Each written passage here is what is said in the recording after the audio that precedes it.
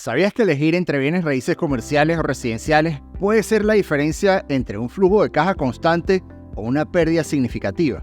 No todas las inversiones inmobiliarias son iguales, y elegir la opción equivocada puede complicar tu vida financiera. En este video te voy a guiar a través de las diferencias, las ventajas y los riesgos de cada tipo de inversión. Al final, sabrás cuál se adapta mejor a tu perfil como inversor aquí en el sur de Florida. Miremos primero la rentabilidad.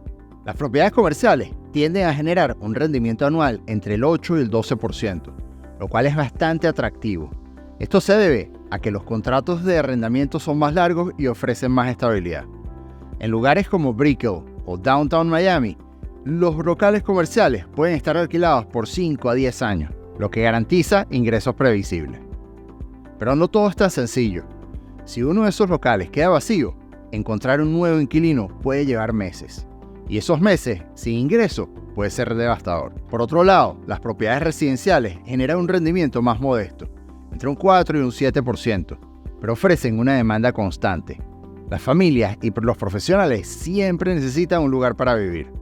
Zonas como Boca Ratón o Coral Gables son ejemplos perfectos donde la demanda siempre es alta. En resumen, las propiedades comerciales tienen más potencial de rentabilidad, pero las residenciales ofrecen más estabilidad. Ahora, ¿cómo saber cuál opción es mejor para ti?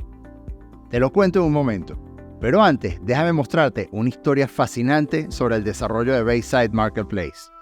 Imagínate Miami en los años 80, una ciudad en crisis. Las calles de Downtown estaban desiertas y muchas personas pensaban que el área no tenía futuro.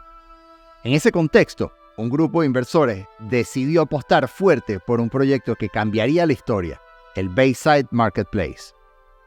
El plan era crear un centro comercial al aire libre frente al mar, con tiendas, restaurantes y entretenimiento. El objetivo era revitalizar la zona y atraer tanto a turistas como a residentes locales.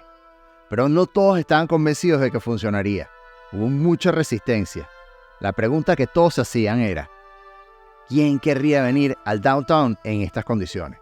A pesar de los desafíos, en 1987 Bayside abrió sus puertas. Y contra todo pronóstico, el proyecto fue un éxito.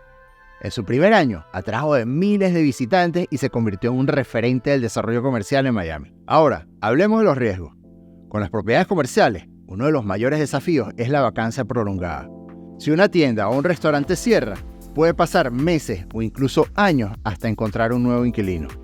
Además, las propiedades comerciales dependen mucho de la economía local.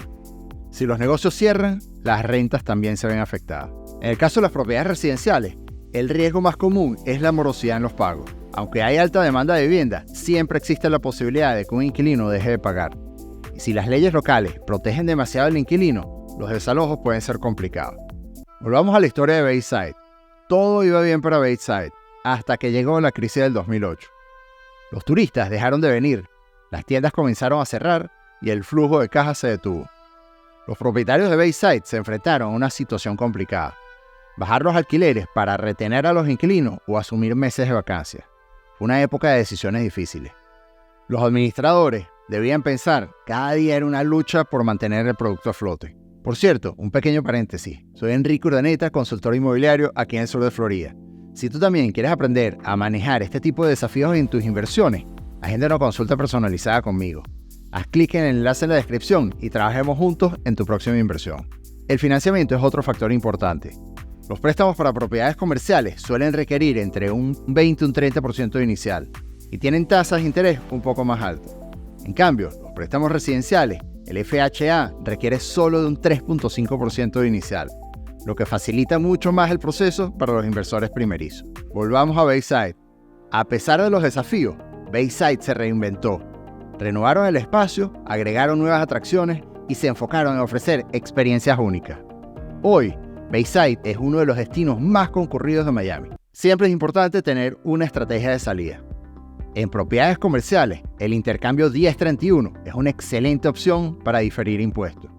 En propiedades residenciales, puedes vender a compradores finales o mantenerlas en alquiler hasta que las condiciones mejoren. Si este tema te ha gustado, no te pierdas el video donde hablamos sobre cómo financiar tu primera propiedad en Florida, sin complicaciones. Nos vemos allá.